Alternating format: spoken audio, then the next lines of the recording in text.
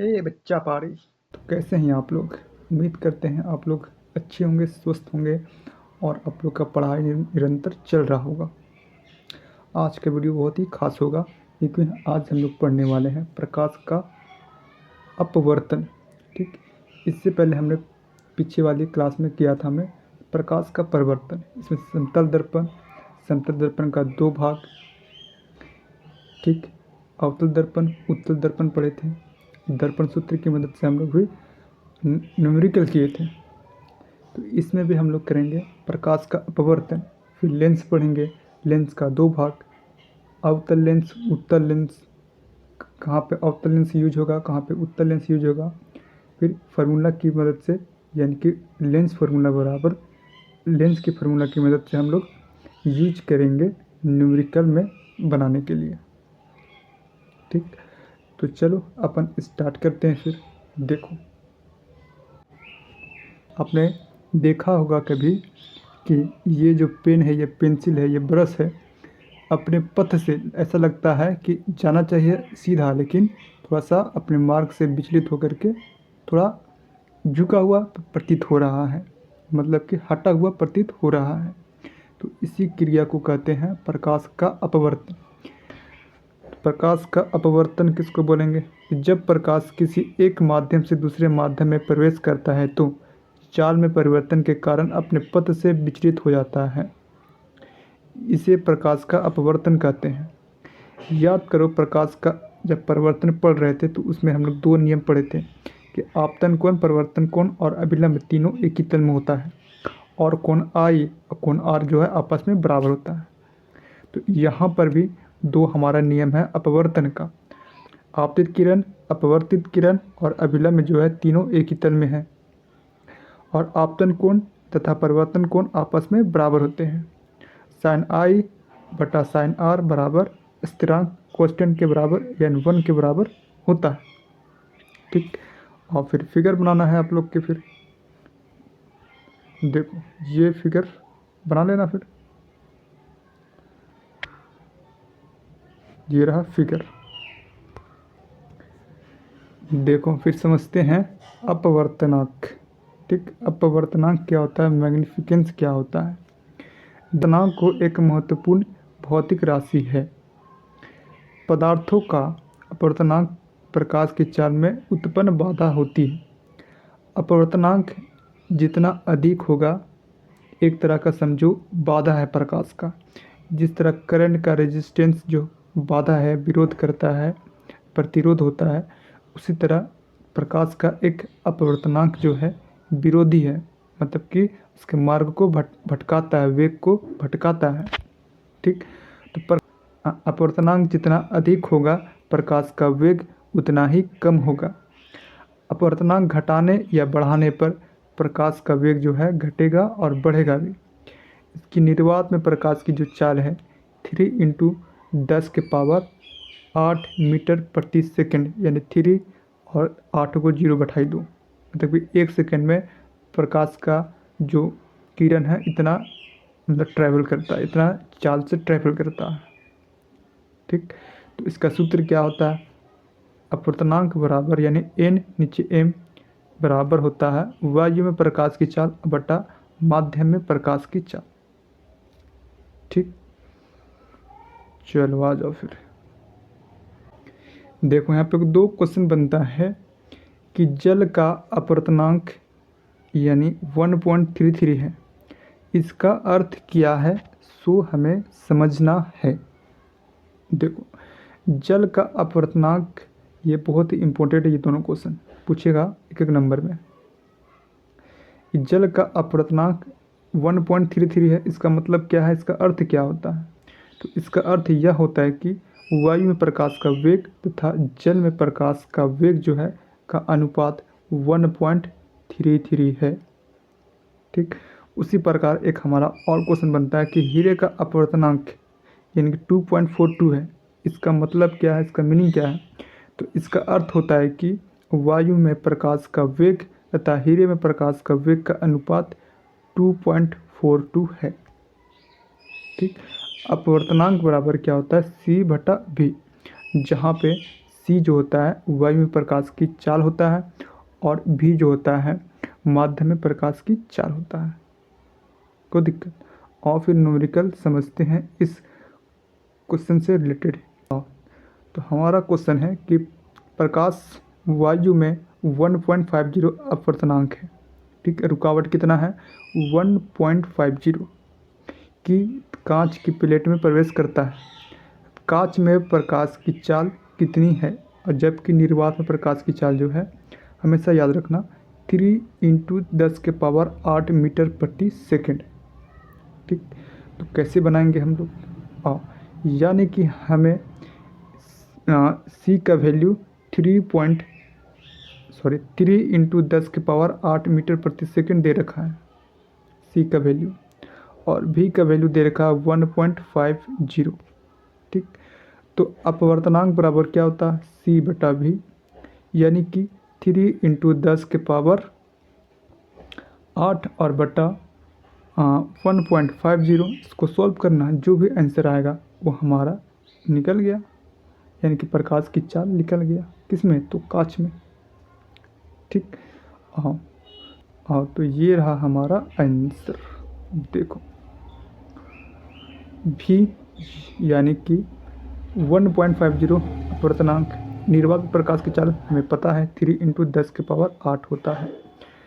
तो अपवर्तनांक बराबर क्या होता है? सी बटा भी। सी कितना है? 3 × 10⁸, और बटा भी कितना है? तो 1.5। इसको सॉल्व करेंगे 2 × 10⁸ मीटर प्रति सेकेंड होगा। एक क्वेश्चन आपके लिए है कि प्रकाश वायु से जल में प्रवेश करती है जिसका अपवर्तनांक जो है 1.33 है, मैग्नीफाइंग जो है 1.33 है। जल में प्रकाश की चाल ज्ञात करें यदि वायु में प्रकाश की चाल 3 × 10⁸ मीटर प्रति सेकेंड है।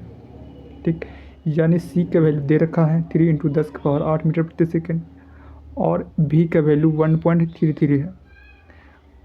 सी बटा भी, यानी 3 × 10⁸ बटा 1.33। इसको सॉल्व करना, जो आएगा वह आंसर कमेंट बॉक्स में कमेंट करना है।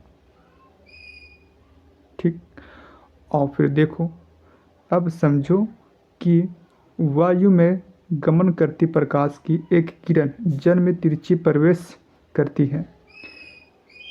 क्या प्रकाश किरण अभिलंब की ओर झुकेगा अथवा अभिलंब से दूर हटेगा? यहाँ तो पुष्पा नहीं है कि नहीं झुकेगा, यहाँ तो झुकेगा ही झुकेगा, यहाँ झुकेगा। देखो, तो इसका आंसर सीधा सीधी देख लो, फिर नहीं है। तो यह अभिलंब की ओर झुकेगा क्योंकि जल में प्रवेश करने के बाद इसकी चाल में कमी आएगी, अर्थात किरण अभिलंब की ओर झुकेगी क्योंकि वायु विरल माध्यम है तथा जल सघन माध्यम है। जब कोई प्रकाश की किरण विरल माध्यम से सघन माध्यम में प्रवेश करती है तो अभिलंब की ओर झुकेगी।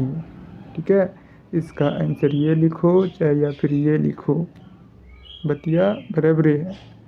अब हम लोग समझेंगे लेंस। जिस तरह से हमने दर्पण समझा था कि इसका 2 भाग, अवतल दर्पण, उत्तल दर्पण, इसी तरह यहाँ पे लेंस, उत्तल लेंस, अवतल लेंस। याद करो बचपन में इस टाइप से हम लोग लेंस लिया करते थे और सूर्य के प्रकाश को केंद्रित करके यहाँ पे पेपर को, कागज को धुआं करते थे। ठीक, तो इसमें कौन सा लेंस का प्रयोग करके हम लोग फोकस केंद्रित किए हैं और धुआं किए हैं? ठीक, तो वहाँ पर भी हम लोग प्रयोग देखे थे कि इसका प्रयोग कहाँ कहाँ पे होता है, उत्तल दर्पण और अवतल दर्पण का। यहाँ पर भी देखने वाले हैं कि लेंस का प्रयोग कहाँ कहाँ पे होगा। इसका 2 भाग, एक अवतल लेंस और दूसरा उत्तल लेंस। ठीक, लेंस 2 प्रकार का, कन्वेक्स लेंस, कनकेव लेंस, उत्तल लेंस और अवतल लेंस। ठीक, इसका प्रयोग, इसका यूज कहाँ कहाँ पे होता है उत्तल लेंस का? तो ये रहा कैमरा में, माइक्रोस्कोप में, सूक्ष्मदर्शी जिसको बोला जाता है हिंदी में, ज़बरदस्त यूज होता है। साथ ही साथ अवतल लेंस में हमारा टॉर्च में देखो चित्र आ गया रोशनी, ठीक। और टेलीस्कोप, ठीक, ज़बरदस्त यूज होता है। और भी यूज होता है, बट इतना समझो मोटा मोटी कि लेंस दो प्रकार का होता है, अवतल लेंस और उत्तल लेंस, ठीक। और तो फटाफट हम लोग लिखना स्टार्ट करते हैं कि लेंस क्या है और इसके कितने भाग हैं और क्या कहलाते हैं। देखो, लेंस, LENSE, लेंस। लेंस क्या होता है? तो दो पृष्ठों से घिरा हुआ कोई पारदर्शी, यानी कि ई पार से देखने पर ऊपर दिखाई देता हो। जैसे ये रहा लेंस, जो कि ई पार से ऊपर दिखाई देगा, पारदर्शी है, ट्रांसपेरेंट है, ठीक।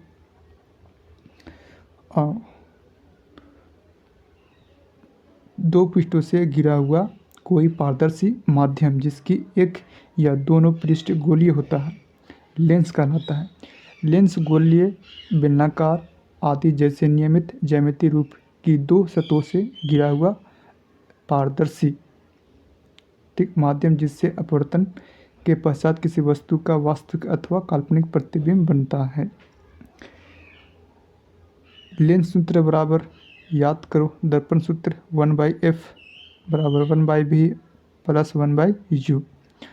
यहाँ पर लेंस सूत्र बराबर होता है, सिर्फ बीच में माइनस लगा दो, 1/f बराबर 1/v माइनस 1/u। तो ये हो गया लेंस सूत्र, ठीक। इसके दो प्रकार होते हैं, उत्तल लेंस और एक अवतल लेंस। उत्तल लेंस किसको बोलते हैं? तो बीच में ना मोटाई होता है, ठीक, और किनारे किनारे पतला होता है। देखो, उत्तल लेंस किसको बोलेंगे? वह लेंस जिसके दोनों तल क्या होंगे? गोलीय होंगे, अथवा एक तल समतल तथा दूसरा तल गोलीय हो, तथा जो किनारों पर पतला तथा बीच में मध्य में क्या हो? मोटा हो, उसे उत्तल लेंस कहते हैं, कन्वेक्स लेंस कहते हैं। इसका कुछ इस टाइप से फिगर होता है। ये रहा तुम्हारा उत्तल दर्पण, तो इसी तरह से ये रहा हमारा उत्तल लेंस, ठीक।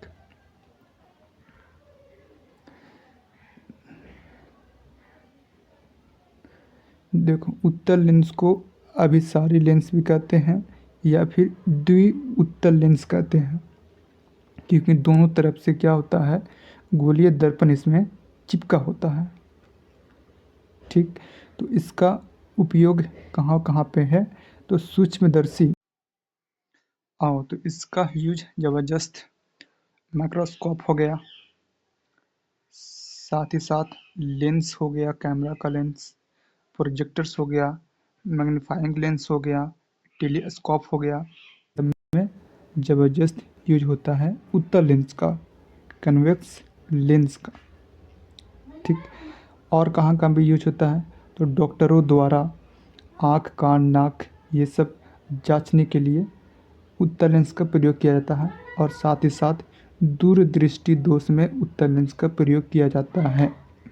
मतलब दूर का दृष्टि जो है, दूर का चीज़ जो है दिखाई ना देता हो, सिर्फ निकट की वस्तु दिखाई देता हो, कोई भी चीज़ हो, कोई भी वस्तु हो, दूर का चीज़ नहीं दिखाई देता हो, तो उस स्थिति में हम लोग उत्तल लेंस का प्रयोग करते हैं। चश्मे पर उत्तल लेंस लगाते हैं, तब जा कर के दूर की चीज़ों को देख पाते हैं अच्छे तरीक़ा से,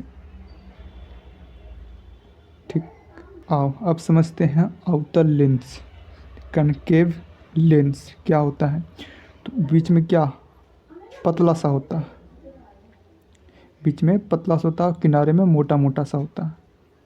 तो वह लेंस जिसके दो पृष्ठ गोलीय हो अथवा एक पृष्ठ गोलीय तथा दूसरा पृष्ठ समतल हो, तथा जो किनारों पर मोटा हो तथा बीच में क्या हो? पतला हो, उसको बोलेंगे अवतल लेंस। अवतल लेंस को अपसारी लेंस भी बोलते हैं और द्वि अवतल लेंस भी कहते हैं। मतलब कि अवतल लेंस दो गोलीय दर्पण से मिलकर के बना होता है, मतलब बीच में गैपिंग होता है, उसको बोलते हैं अवतल लेंस। और उत्तल लेंस पे सटा हुआ होता है, मतलब एक दूसरे पर चढ़ा होता है, तो उसको बोलते हैं उत्तल लेंस। ठीक, इसका भी यूज कहाँ पे होगा, तो टॉर्च होगा हमारा ज़बरदस्त यूज, जो टॉर्च है उसमें लगा होता है आउटर लेंस। साथ ही साथ हमारा टेलीस्कोप हो गया, माइक्रोस्कोप हो गया, ये सब में लगाते हैं। मतलब कि माइक्रोस्कोप जो एक डिवाइस है, इसको दूर का चीज़ देखने के लिए या निकट की वस्तु देखने के लिए, इसमें तो उत्तल और अवतल तो चेंज करेंगे ही ना, करेंगे। और साथ ही साथ निकट की वस्तु को देखने के लिए, मतलब कि दूर का वस्तु दिखाई तो देता है बट निकट का वस्तु जो है दिखाई नहीं देता है, तो इसके लिए हम लोग अवतल लेंस का उपयोग करते हैं चश्मे में, कि हमें निकट का वस्तु दिखाई दे।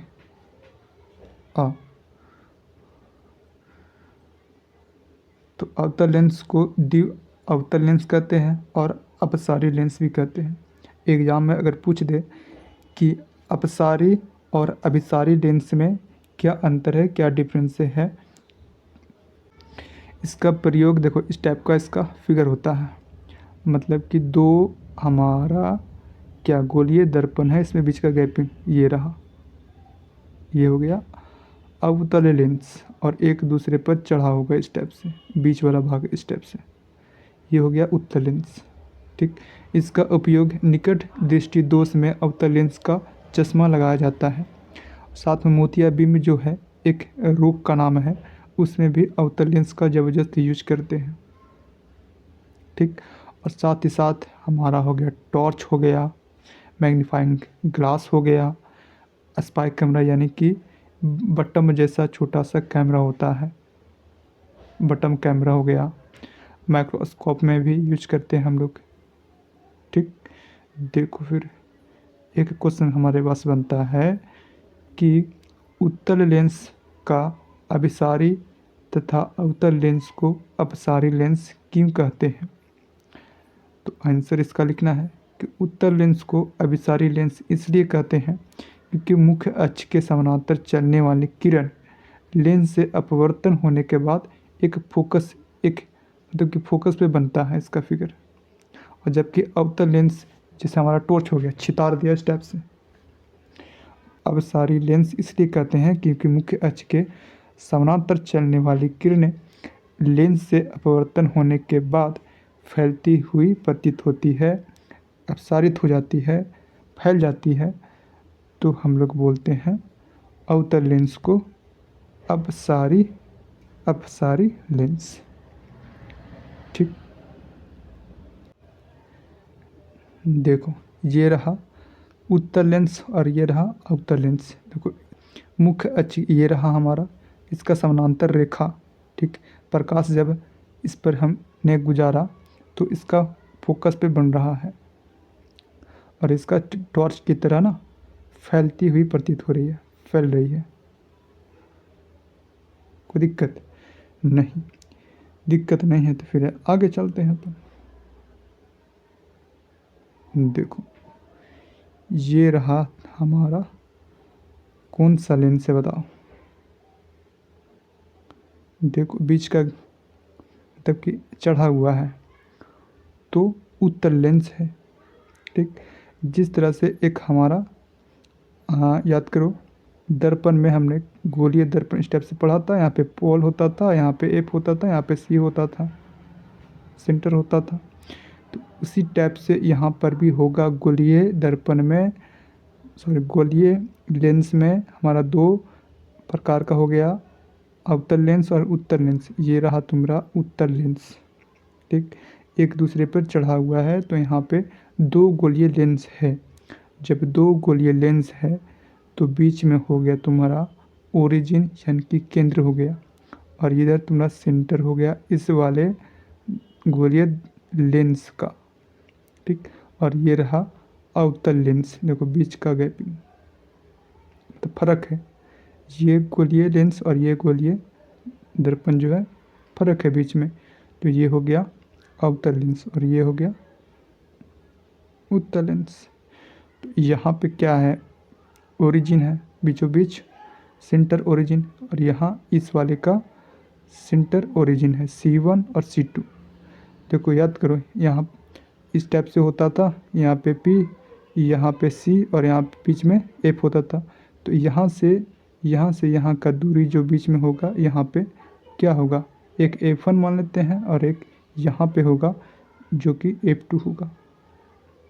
ठीक, अगर बोल दे कि फोकस दूरी किसको बोलेंगे तो ओरिजिन यानी कि मुख्य अक्ष, ठीक, से लेकर यानी मुख्य फोकस के बीच की दूरी को फोकस दूरी कहेंगे। किस में, तो लेंस में। ठीक, आओ देखो, ये रहा हमारा दो गोलीय दर्पण। ठीक, ये बीच में O और यहाँ से यहाँ तुम्हारा C2 और इधर C1। ठीक, जिधर मान लो इधर C1 C2 जैसे मानना वैसे मान लो, बट बीच में क्या होगा, F1 और F2 होगा। जब इधर C1 लोगे तो इधर F1 लेना पड़ेगा, जब इधर F1 लोगे तो इधर F1 मानना पड़ेगा। ठीक, और ये रहा मुख्य अक्ष। मुख्य अक्ष इसको बोलेंगे तो ओरिजिन से होते, सेंटर से होते ये सीधी रेखा में गमन करती है। ठीक, तो मुख्य अक्ष कहेंगे। MN यहाँ से यहाँ तक द्वारक कहते हैं, वृत्ताकार रूपरेखा का व्यास ही इसका द्वारक कहलाता है। ठीक, और ये रहा हमारा अवतल लेंस। एक ही चीज़ को बार बार समझने से, पढ़ने से याद हो जाता है। द्वारक किसको बोलते हैं, गोलीय लेंस की वृत्ताकार रूपरेखा का मतलब व्यास क्या कहलाता है, द्वारक कहलाता है। वक्रता केंद्र, इसमें दो सेंटर होगा C1 और C2। तो लेंस में दो गोलीय पृष्ठ होते हैं, प्रत्येक पृष्ठ को गोले का कटा हुआ भाग माना जाता है। गोले का केंद्र वक्रता केंद्र कहलाता है। लेंसों में इसकी संख्या 2 होती है, C1 और C2।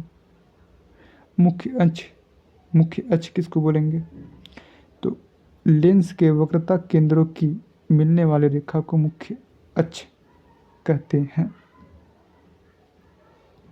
ठीक, ओरिजिन यानी कि लेंसों का युगतल या अवतल लेंसों का ओरिजिन सेंटर क्या होता है, तो लेंस का केंद्रीय बिंदु जो है प्रकाशित केंद्र कहलाता है। फिर आगे देखो,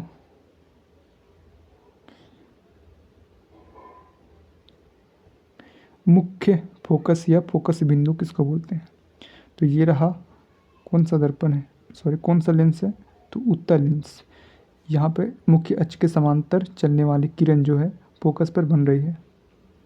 ठीक, बीच में O, यहाँ पे C1, इधर C2 और यहाँ पे F1 और इधर F2, बस इतना याद रखना है। या फिर C1 को कह सकते हो यहाँ से यहाँ F, यहाँ से यहाँ F तो 2F1, यहाँ से यहाँ F2, यहाँ से यहाँ F2 तो 2F2, C2 को कह सकते हो। ठीक, तो उत्तल लेंस पर मुख्य अक्ष के समांतर प्रकाश की अन्य की किरणें आपतित होती है। ये किरणें अपवर्तन के पश्चात मुख्य अक्ष के एक बिंदु यानी फोकस पर एक बिंदु पर अभिसारित होती है। मुख्य अक्ष पर यह बिंदु लेंस का मुख्य फोकस कहलाता है। ठीक, अब अवतल लेंस का मुख्य फोकस क्या होगा, देखो अवतल लेंस का मुख्य फोकस जो है, अवतल लेंस पर मुख्य फोकस के समांतर प्रकाश की अनेक किरणें आपतित होती हैं। ये किरणें अपवर्तन के पश्चात मुख्य अक्ष के एक बिंदु पर अपसरित होती है, मतलब कि फैल जाती है। मुख्य अक्ष का यह बिंदु लेंस फोकस बिंदु कहलाता है। देखो ये रहा हमारा मुख्य अक्ष के चलने वाली समांतर किरण जो कि फैल गया इस स्टेप से। बन तो रहा है यहाँ पे फोकस पर ही, ठीक, लेकिन बट ये जो फैल जाएगा। फोकस दूरी किसको बोलेंगे, फोकस दूरी किसको बोलेंगे, तो O और मुख्य फोकस यानी केंद्र, प्रकाशित केंद्र और फोकस, मुख्य फोकस के बीच को फोकस दूरी कहेंगे। किसी लेंस की मुख्य फोकस f1 या f2 की प्रकाशित केंद्र यानी कि O की दूरी को फोकस दूरी कहेंगे। ठीक, तो आज का क्लास यहीं तक। मिलते हैं हम लोग कल नेक्स्ट क्लास में। तब तक के लिए आपको बाय बाय।